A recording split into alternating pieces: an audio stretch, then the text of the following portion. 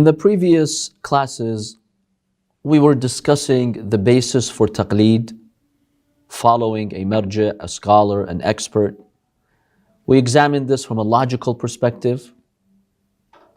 What does logic dictate here? We examined that. Then we examined a verse from the Holy Quran and several hadiths from the Ahlul Bayt that scholars have cited to establish the basis for taqleed. There is one final discussion that is concerned with taqleed, which is an important discussion, and in fact two actually, but the second one is the most important one. And this might be an area where akhbaris and usulis disagree a little bit. Is it on mute? Okay.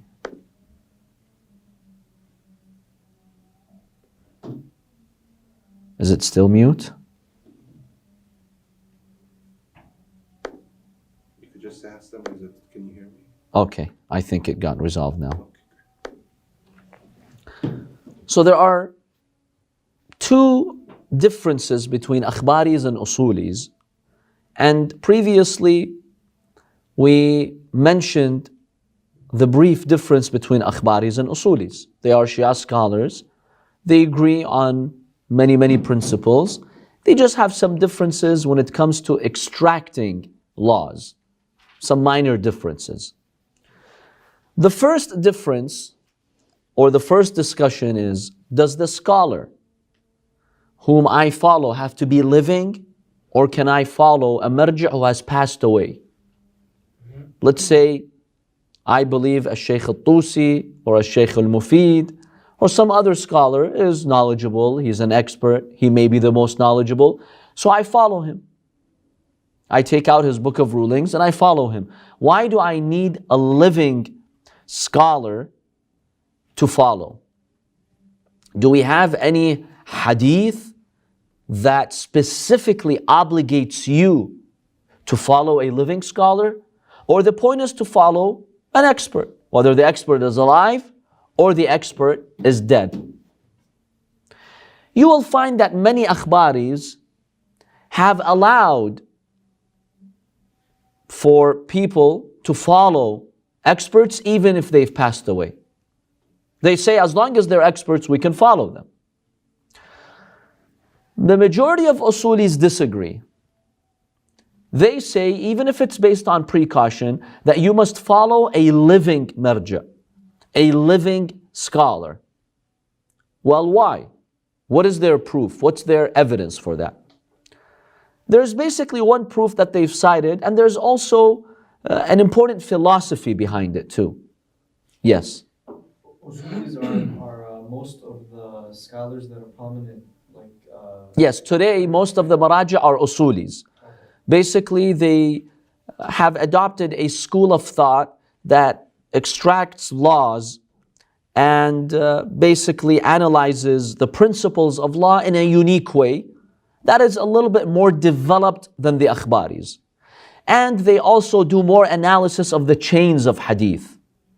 Many akhbaris in the past, they considered that the four books, such as Al-Kafi, At-Tahdhib and others, are completely authentic. So just look at the content. No need to go and research and investigate the chain, because these are trusted sources. Usulis have a slightly different opinion, and they usually give more importance to the chain of the hadith. Even if it's mentioned in Kafi, I still have to investigate the chain, right? So there are some differences between the usulis and akhbaris. Today, modern scholars in the seminaries and the maraji', the majority of them are usulis. We still have akhbari scholars, but I would say they're the minority. The majority are usulis in the houses and seminaries. So the first evidence that they have cited when it comes to following a living marja', a living scholar, is an intellectual law that is called in Arabic dawaranul amr بين التعيين والتخيير. Whenever you're presented with two options, two scenarios, two paths, One of them, you're sure it's hujjah. If you follow it, you have fulfilled your obligation. You have certainty. There's absolutely no doubt about it. The second one is doubtful. You really don't know if you have the option of taking the second one. Maybe it will fulfill the condition and the obligation, maybe not. There is some doubts about it. The intellect here dictates that you have to follow the path that is certain. And you basically take what is called the ta'yin, not the takhir. It's not optional for you to choose between one of these two. Stick to the one that you know will definitely free you from the obligation. So let's apply this to the maraja. If I follow a living marja who's alive in my time, I refer to their expert opinion and I believe they are knowledgeable. Does that free me from the obligation of implementing God's laws? Based, of course, on the evidence that we've examined for taqleed. If I follow a living expert, does that free me from my obligation? Do I have certainty that my taqleed is correct? Or do I have doubts about it? I have certainty about it. But if I follow a dead marja, a scholar, an expert who has passed away, and I don't know if the views of someone who has passed away, his expert views, are binding on me, are hujjah on me, are acceptable for me in Sharia. I don't know. I don't have evidence. It's possible that it is, yes, maybe 70% chance, 80% chance, yes, as long as he's an expert. Doesn't matter whether he's dead or alive, whether he's living or he passed away. But I have some doubts that I need to follow a living expert. When you're presented with a case like that, what does the intellect dictate? Living. Why? Why does it dictate the living? It's the safer route. It's the safer route. It's the certain route. You know for a fact that in your area you can follow an expert. But you're not really sure if the expert fatwas of someone who passed away are acceptable in the Sharia. It's doubtful. So you take that which is certain over that which is doubtful. And this is an intellectual principle. And this is a principle many scholars have used to demonstrate that you need to follow a living scholar. By the way, this is not limited to taqleed in religion. It is also inclusive of other types of taqleed, like following a doctor. Let me present this scenario for you. If right now you're diagnosed with a medical condition, disease, illness, some condition, you go and search who's the best or who's a good doctor in your area. You go to that doctor, to that surgeon, you take the prescription from them, and you seek treatment. Do you have any doubt about this being valid? Going to a living doctor and seeking the prescription from them? Do you have any doubts about that? Or you're doing something which rational people accept and they find acceptable? Which is it? Considerably less doubt. No, is this acceptable, going to a living doctor for my medical needs? It is acceptable. Most people. Do rational people say yes, you can, or they say no, don't go to a living doctor? These days they rip These you off. days, son. yeah, there's- There is what? These days they rip you off. They rip you off. But there's it's, people who say. So if you have a medical condition, right, and you want to seek the prescription of someone, rationally you go to someone who's living, an expert who's alive. And that definitely, in the eyes of rational people, frees you from your obligation of protecting yourself and keeping yourself healthy. No one blames you. But what if, after discovering, the medical condition that you have, you go and you take the prescription of a dead doctor. In fact, you go to Jalinos, the famous Greek doctor, right? Who was known in history to be one of the most knowledgeable physicians. Someone says, look, I really like this doctor's analysis of medical issues. I feel confident that he's the most knowledgeable doctor. Therefore, I want to go and follow his prescription for my condition. Will all rational people agree with you that this is an acceptable path to take, or there are some doubts? And if something happened with that treatment, you died, God forbid, something happened to you, there are a lot of people, rational people who will blame you. And they will tell you, why didn't you go to a living doctor? Which is the case? You tell me. Intellectually, rationally, which is the case? Therefore, you have two paths here. One is certain. If I go to a living physician, no one's going to blame me. Rationally, I'm fulfilling my obligation. I'm not being irresponsible. But if I go to a physician who has passed away and I use their prescription, I could be blamed. It's not clear 100% that you can do that and you're free from your moral obligation of protecting yourself. Or in fact, let's say it's your child. Let me give you a more pressing example. Because with yourself, people think they could do whatever they want with themselves. But let's say you have a child. Your child is diagnosed with a medical condition, a serious condition. And that child is a trust in your hands. So you have two paths. Either go to a living physician and get your child treated, or take out the prescription of a dead doctor and give it to your child. Rash people in the rational society, what do they impose on you to do? They say, go to the living doctor. If you went to the dead doctor's prescription and something happened to your son, you're blamed. You will be considered as an irresponsible father in the eyes of a lot of people. See, when you're presented with something that's certain and something that's doubtful, the intellect dictates, go with that which is certain. Apply the same concept to the maraja. You may be what? Prosecuted. Exactly. There could be even legal ramifications and consequences. However, if you followed that marja in your lifetime and the marja died, rational people accept you following their fatwas, even if they've passed away, and they accept it as being 100% acceptable, and it frees you from your obligation. Just like you going to a doctor for 30 years and they give you this pill and it works for you. The doctor dies, you continue taking that pill. Is that acceptable now in the eyes of the public?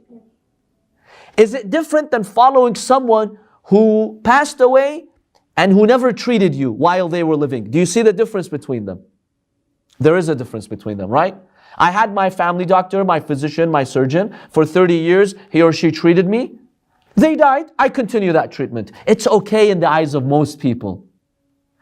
But if I start the treatment with the prescription of a dead doctor, that's the area which is unclear.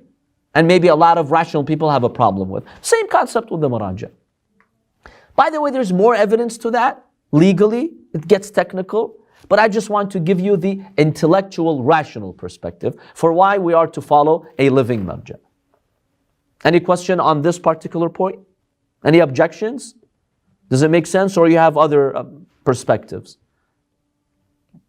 Remember, this is not an area of consensus amongst Shia scholars. As we mentioned, many akhbaris differ. And they say, no, as long as you're following the fatwa of an expert, it's fine. Doesn't have to be necessarily living.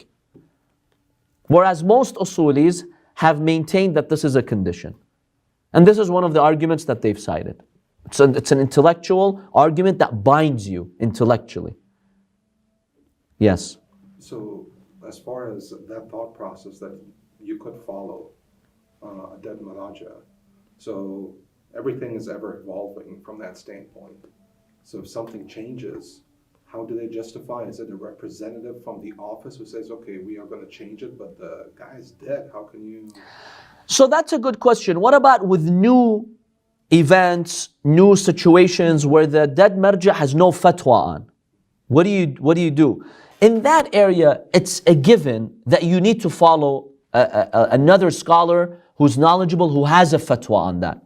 So the akhbari way of doing it, let's say, or those few usulis who've allowed this, they tell you, follow that marja who passed away in all of his rulings, except in those new rulings that require the expert opinion of a living person. In those rulings, you refer to the living marja. So yes, that's one way of addressing this concern. So they have a way out for this one. But, So you're following two marjas, the one who passed away and the one who's living. but even with those existing rulings or the rulings that the marja came out with, even with the living marjas, there could be a ruling that they came out with based on events that are taking place within that course of time. But 2 decades later, that same ruling could change. So in that regards, even that same ruling that was binding before, now it has changed. There's a new binding ruling. So how does that scenario apply to the other? If there is a new perspective from scholars due to shifting conditions in society or in science or in medicine or whatever, if that is the case where now the expert community is saying clearly that fatwa which was issued 50 years ago was not considering these new conditions, then yes, now the layperson who's following has evidence that this fatwa is not applicable to these conditions. So they would have to they would have to refer to a living scholar to define that for them. But let's say issues where they're not affected by society. You know, the technicalities of salah, for instance, a lot of fatwas that have to do with fasting, with khums, the things that maybe are not so impacted by these conditions, the person will still follow the marja who passed away. But in these new situations, then yes, they need to follow someone who's alive. That's the argument. So it is a type of, taqleed where you're following the one who passed away with, the more simple fatwas, whereas the complex issues that require an expert to examine them now based on changing conditions, you refer to a living one. So some of them have allowed this actually. Those who accept following a dead marja, they're like, that's how we solve this problem. But based on what you just mentioned, Sayyidina, and taking the logical and rational reasoning, simple fatwas, all of them are alike. As soon as it gets a little complex, that's when you have to refer. So from that standpoint, What I mean by simple, I mean that the conditions of society today impact them. See, when it comes to salah even, the technical aspects of salah, you have some differences, but they're not influenced by society today and how our economy is behaving, the political structure, the family structure. It's not really influenced by that. In those areas, the person can follow that marja. But let's say with modern issues that are determined by our society and the conditions of our society, surrogate mothers, cloning, new devices to look at the moon, telescopes, things maybe that were not present in the past, right? In these areas, we need the expert opinion of a living marja. And that's what I mean by simple versus complex. no, of course, I mean, I would consider those simple anyway, as far as Right. the rulings, because they will always be uniform across any decade or century. So, But see, rulings come with conditions and prerequisites. Sometimes those conditions and prerequisites, they become complex. So let's say you follow Shaykh al-Tusi at a time where traveling was very different. Today we travel at a very fast pace. There's frequent travelers that are traveling away where people in the past probably could not travel. See, these are now complex issues arising out of our lifestyle, which the previous marja did not have a fatwa that applies to these conditions. In these conditions, I would refer to a living scholar. That's the argument here. But again, most usulis have not accepted this. They say you have to follow a living marja. Yes. Usually there's a phenomenon of almost, and I don't know how recent this is, but schools of thought of Maraja. So for example, once Ayatollah Sayyid Khouei dies, then his followers will go to Ayatollah Sistani, or Ayatollah Khomeini's will go to Ayatollah Khamenei. What about when the teacher and student differ in their rulings? Let's say about the methodology of sighting the moon, or whether years of salah should be made up or not. Would the person who's muqallid of the previous scholar who's now passed away, do they have to switch to the living marja if their philosophy is a little bit different from their teachers? Or would they, stick to what's more convenient?